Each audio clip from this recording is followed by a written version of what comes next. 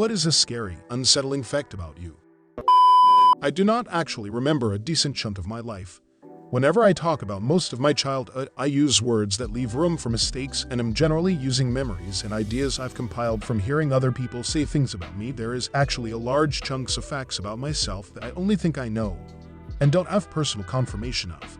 Same. My theory is it's a combination of ADHD, affects memory and other processing issues, plus blocking bits out due to sexual trauma and losing a parent. I'm an alcoholic, gotten so bad to the point I was in jail and I was admitted into a psych ward once. My drinking life was wild and destructive. Decided I've had enough. After 2 failed attempts, I'm currently 36 days sober, the most sober I've been in years. I'm proud of you. Check out r/stop drinking sometime. Helped me a lot. Hit 3 years a couple weeks ago. I pooped in my neighbor's backyard when I was 8 years old.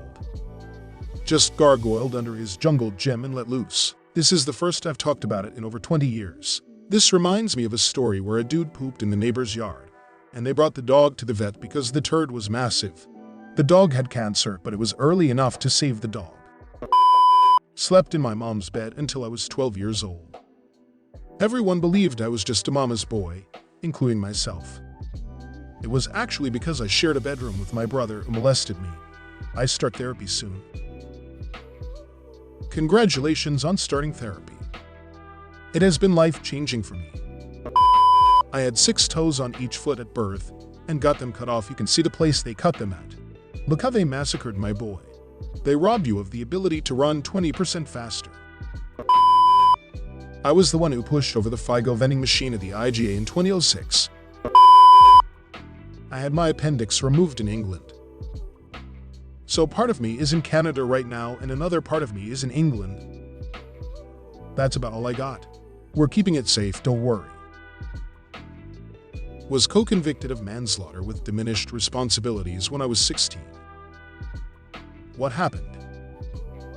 It was quite high profile at the time in all the main newspapers, so I'll change a few details, but give you the basis.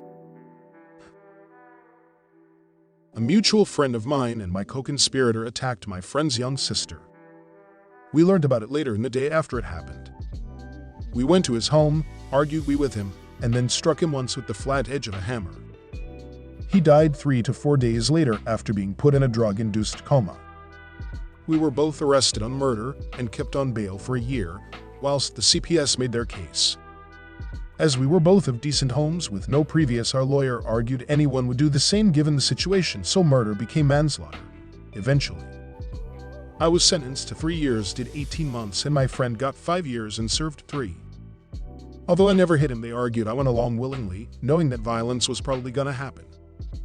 That's why I got time even though I didn't touch him. I have no will to live and I'm only still here so I don't upset my family and friends. Got E. coli poisoning at age 3 and was about to die. Slept for 3 whole ass days after 8 days of bleeding in and out and operations and such. Fact ain't really scary or nothing, but I can never get E. coli poisoning again. I'm immune. Edit. Forgot to say, there's also a news article about me, but I probably won't be sharing because of info people on the internet shouldn't have access to. And that's, friends, is how they became the grand master of ass eating. I put my dad out of his misery when he was on his deathbed. I overdosed him with his painkillers and he died an hour later. I honestly barely know myself. Someone asks me about what I do, what I like, etc., and I legitimately have no idea. If I could guess, I'd say you like books. I didn't even see the username. This assumption just made sense off context. I can ignore being tickled. Same.